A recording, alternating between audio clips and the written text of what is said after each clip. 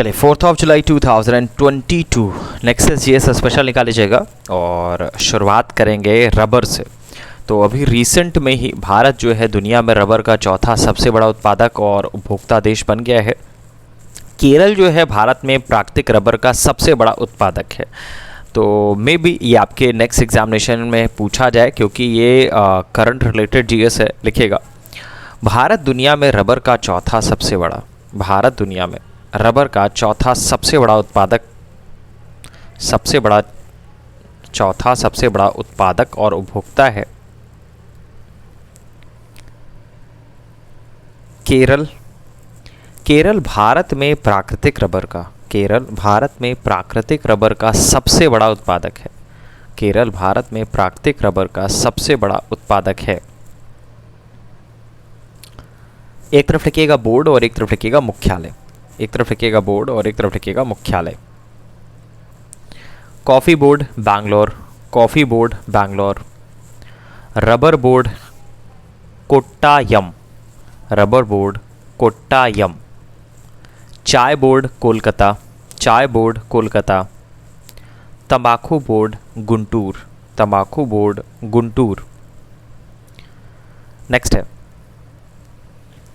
Next point है fuse में प्रयुक्त होने वाले तार का, फ्यूज में प्रयुक्त होने वाले तार का गलनांक निम्न एवं प्रतिरोध, निम्न एवं प्रतिरोध उच्च होता है, निम्न एवं प्रतिरोध उच्च होता है ताकि वोल्टेज बढ़ने पर, ताकि वोल्टेज बढ़ने पर या फ्यूज तार तुरंत गल जाए जिससे विद्युत उपकरण नष्ट होने से बच जाएं, जिससे विद्युत उपकरण नष्ट होने से बच जाएं। नेक्स्ट है खाद्य सुरक्षा अधिनियम। ये भी चर्चा में आया था रिसेंट में और ये आपके नेक्स्ट एग्जामिनेशन में पूछा जा सकता है।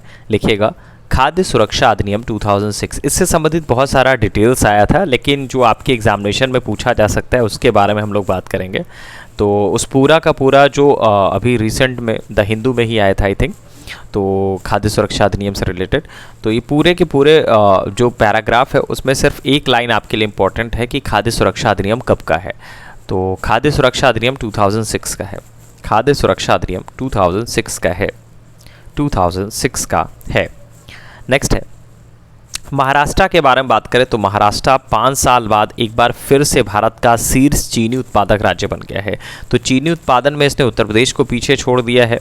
तो ये भी करंट रिलेटेड जीएस है, नेक्स्ट एग्जामिनेशन में पूछी जा सकती है क्योंकि लगातार अगर चीनी उत्पादक राज्यों के बारे में बात करें तो उत्तर प्रदेश टॉप पर बना हुआ था, तो उसको पछाड़ कर महाराष्ट्र जो है वो टॉप पर पहुँच गया है। लिखिएगा महाराष्ट्र 5 साल बाद, महाराष्ट्र 5 साल बाद एक बार फिर से भारत का शीर्ष चीनी उत्पादक राज्य बन गया है। एक बार फिर से भारत का शीर्ष चीनी उत्पादक राज्य बन गया है।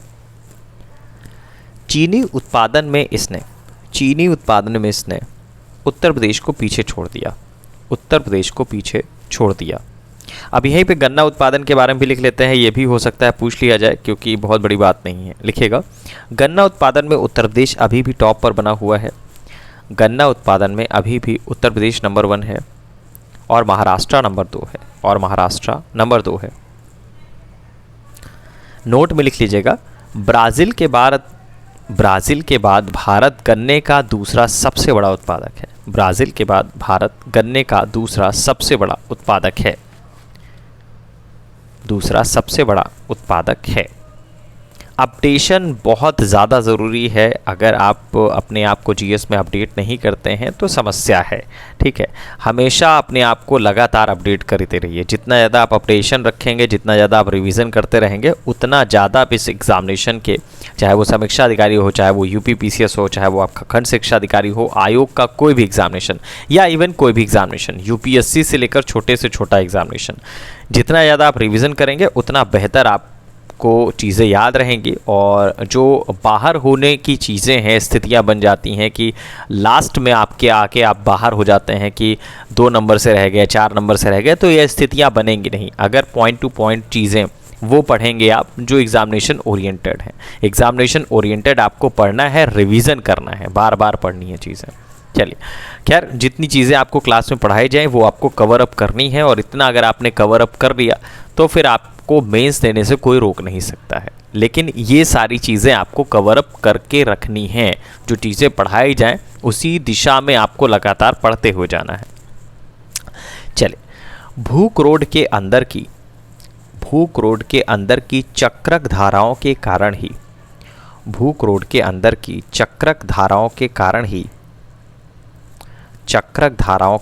ही पृथ्वी के चुंबकीय क्षेत्र का निर्माण होता है। इसी को भूचुंबकीय क्षेत्र भी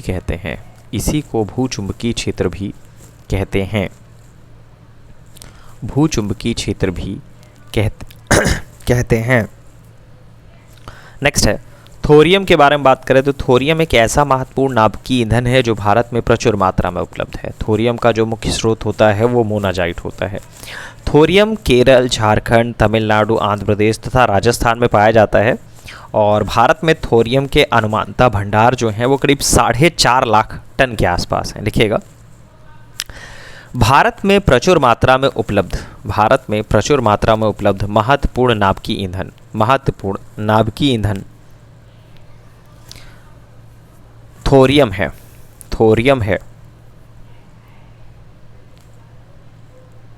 थोरियम का मुख्य स्रोत मोनाजाइट है। देखिए, जो पहले पूछा जाता था, इस पैटर्न पे पूछा जाता था कि भारत में प्रचुर मात्रा में उपलब्ध जो महत्वपूर्ण नाभिकीय ईंधन है वो कौन सा है, तो थोरियम है। लेकिन जो नया अपडेशन हो सकता है उसमें पूछा जा सकता है कि थोरियम तो है ही, थोरियम का मुख्य स्रोत क्या होता है, तो मोनाजाइट। हमेशा प्रश्न अपडेट होते रहते हैं आयोग में। चलिए, नेक्स्ट पॉइंट में लिखिएगा।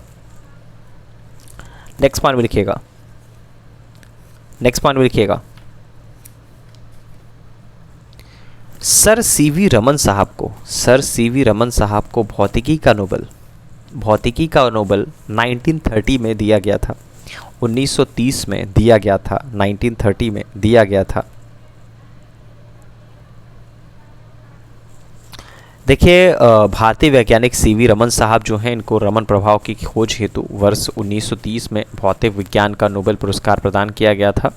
रमन प्रभाव के महत्व को देखते हुए इसके आविष्कार की जो तिथि है 28 फरवरी, उसको प्रतिवर्ष राष्ट्रीय विज्ञान दिवस के रूप में मनाया जाता है। ये करंट में भी पूछा जाता है कि राष्ट्रीय विज्ञान दिवस के रूप में कब मनाया जाता है, कौन से दिन को, तो 28 फरवरी को मनाया जाता है राष्ट्रीय विज्ञान दिवस के रूप में। नेक्स्ट है, ये लिखने की ज़रूरत नहीं थी। नेक्स्ट पॉइंट में लिखिएगा, प्रसिद्ध वैज्ञानिक अल्बर्ट आइंस्टाइन पियानो और वायलिन बजाने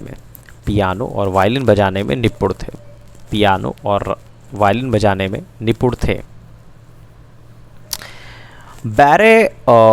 बैरेटन्स सागर के बारे में बात करें तो ये अभी रिसेंट में ही चर्चा में आया था, मुझे लग रहा है कि मई या जून की बात है। तो बैरेटन्स सागर जो है पश्चिम में नॉर्वेजियन और ग्रीनलैंड सागर और उत्तर में आर्कटिक सागर तथा पूर्व में कारा सागर से मिला हुआ है। तो ये आपका ज्योग्राफी के पोर्शन में अपडेट हो सकता है, लिख लीजिएगा। बैरेंटस सागर पश्चिम में नॉर्वेजियन और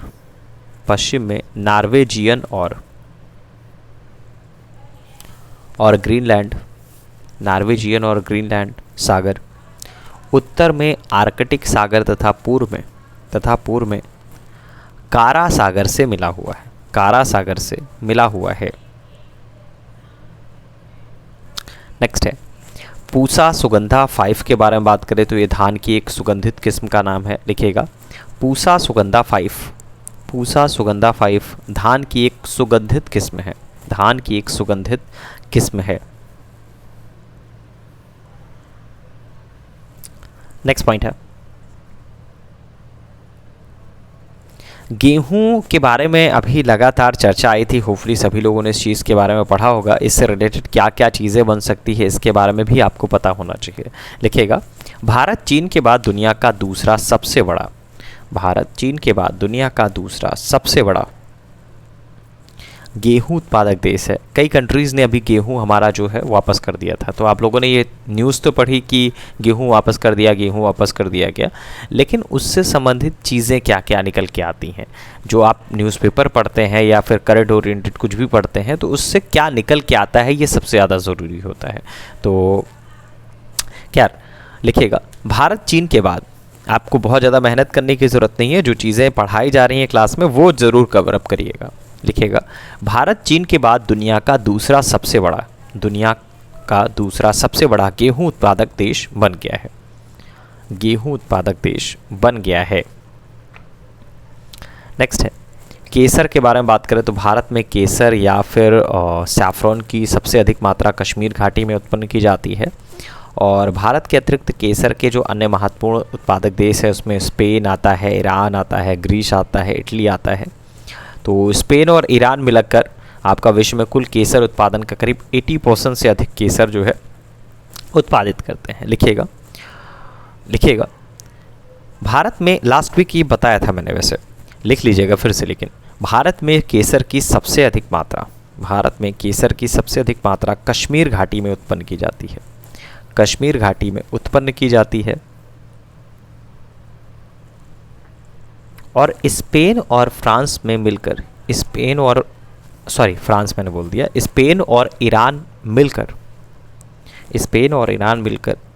विश्व में कुल केसर उत्पादन का 80% से अधिक 80% से अधिक केसर उत्पादित करते हैं। नेक्स्ट है, सिपरी की एक रिपोर्ट आई थी करंट अफेयर्स में, आप लोगों ने इस चीज़ के बारे में पढ़ा है, तो उससे एक जीएस का पॉइंट भी बन सकता है। लिखिएगा, सिपरी की स्थापना मतलब SIPRI, सिपरी की स्थापना 1966 में 1966 में मतलब 1966 में स्टॉकहोम स्वीडन में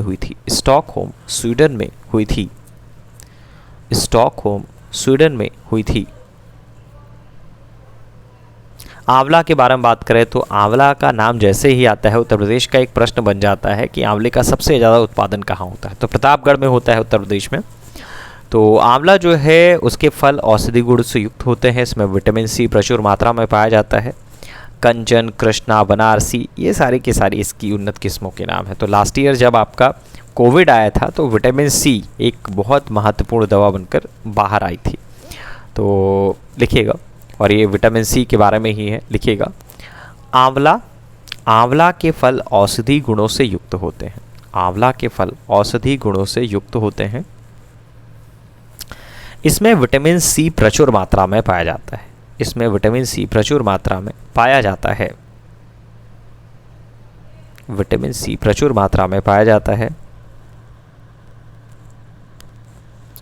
कंचन, कृष्णा, बनारसी आदि इसकी उन्नत किस्में हैं।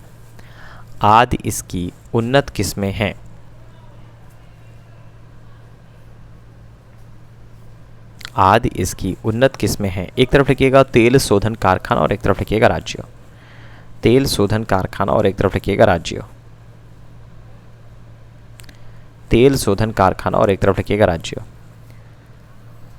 तातीपाका आंध्र प्रदेश, कोयली गुजरात, नागापट्टिनम तमिलनाडु, नुमालीगढ़ असम। अब एक वर्ड थोंग टा, ये चर्चा में आया था, रिसेंट की बात है, मुझे लग रहा मई की बात है। तो थांग टा एक मार्शल आर्ट तकनीकी है जो मणिपुर राज्य में बहुत ज़्यादा फेमस है। लिखिएगा, थोंग टा एक मार्शल आर्ट तकनीकी है जो मणिपुर राज्य में अत्यधिक प्रचलित है। अभी रिसेंट में चर्चा में आया था, आपके एग्जामिनेशन में पूछा जा सकता है, और एग्जामिनेशन में पूछने के बाद फिर हर जगह आपको हर एक किताबों में मिल जाएगा।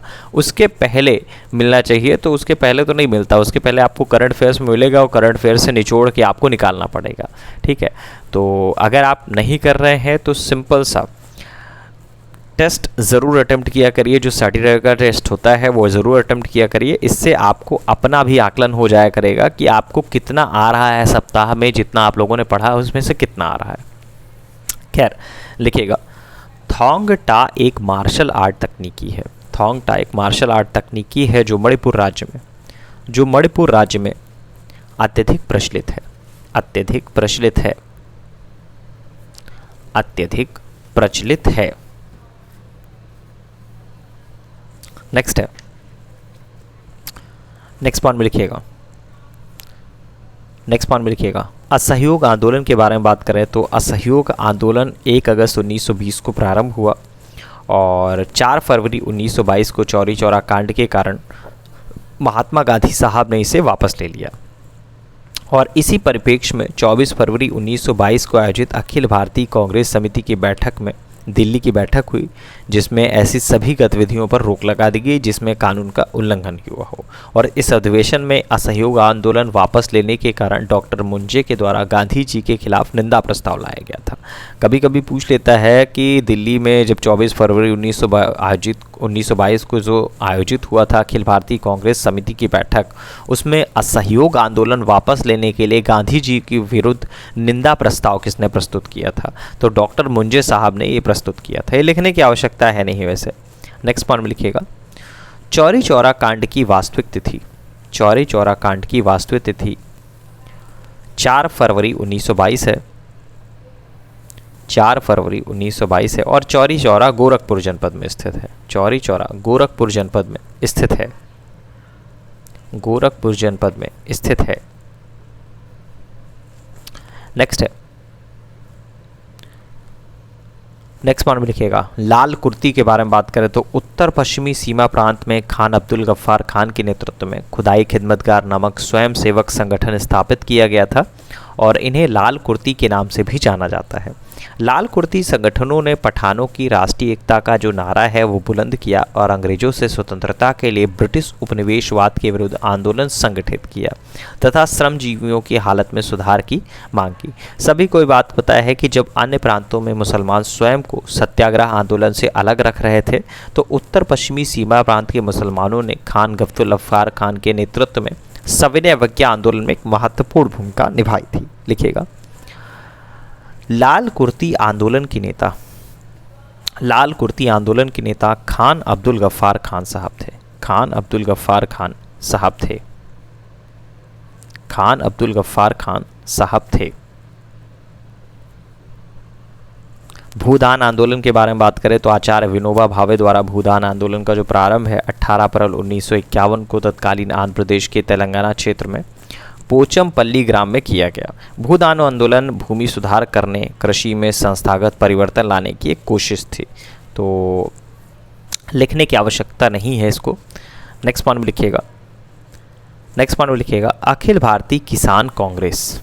अखिल भारतीय किसान कांग्रेस का गठन, अखिल भारतीय किसान कांग्रेस का गठन 1936 में किया गया था। 1936 में किया गया था। नेक्स्ट है बंगाल गजट। इसके बारे में बात करें तो भारत का जो पहला समाचार पत्र था बंगाल गजट था। प्रारंभ में विलियम बोल्ट्स द्वारा एक समाचार पत्र के प्रकाशन का प्रयास किया गया था, लेकिन ईस्ट इंडिया कंपनी ने उनको इंग्लैंड भेज दिया। 1780 में जेके हिक्की ने बंगाल गजट नामक समाचार पत्र प्रकाशित करना आरंभ किया। हिक्की को कंपनी की आलोचना करने के अपराध में सजा भी भुगतनी पड़ी थी, परंतु उसके पत्र ने अपनी नीति जो है नहीं बदली। हिक्की के प्रेस को जब्त कर लिया गया और इस प्रकार से बंगाल गजट का अंत हो गया।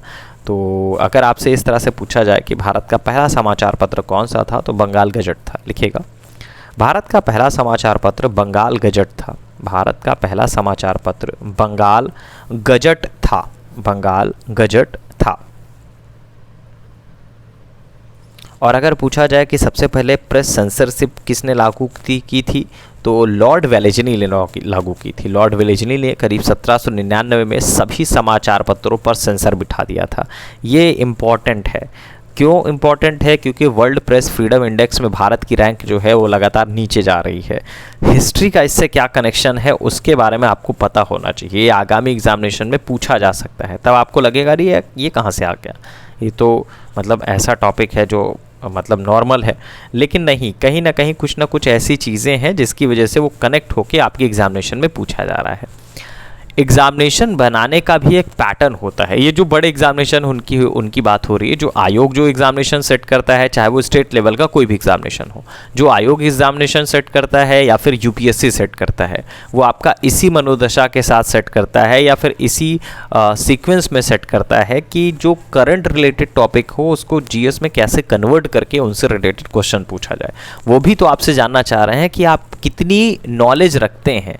अगर आप न्यूज़पेपर पढ़ रहे हैं तो उसमें क्या पढ़ रहे हैं, सिर्फ हत्या, मर्डर, यही सब चीज़ें पढ़ रहे हैं, या फिर जो आपकी नॉलेज की चीज़ है जो आपके काम आएगी, या फिर एक आप अधिकारी बन जाएंगे तो जो चीज़ें काम आपके आने वाली हैं उनकी नॉलेज है आपको कि नहीं। तो ये एग्जामिनर भी आपसे जानना चाहता है। खैर लिखिएगा, लॉर्ड वेलेजली ने 1799 में, लॉर्ड वेलेजली ने 1799 में सभी समाचार पत्रों पर सेंसर बैठा दिया था। सेंसर बैठा दिया था। इसके अनुसार तो समाचार पत्रों को संपादक, मुद्रक और स्वामी का नाम स्पष्ट रूप से छापना पड़ता था। इसके कारण ही प्रकाशक को प्रकाशित किए जाने वाले तत्वों को सरकार के सचिवों के सम्मुख पूर्व पत्र वेक्षण के लिए भेजना होता था। तो बहुत सारी चीज़ें थी जो प्रेस सेंसरशिप में लागू की गई थी। बाद में काफ़ी ज़्यादा बवाल हुआ था इससे रिलेटेड, खैर वो अलग केस है। चलिए, 4 जुलाई 2022 नेक्सस जीएस स्पेशल के इतना ही।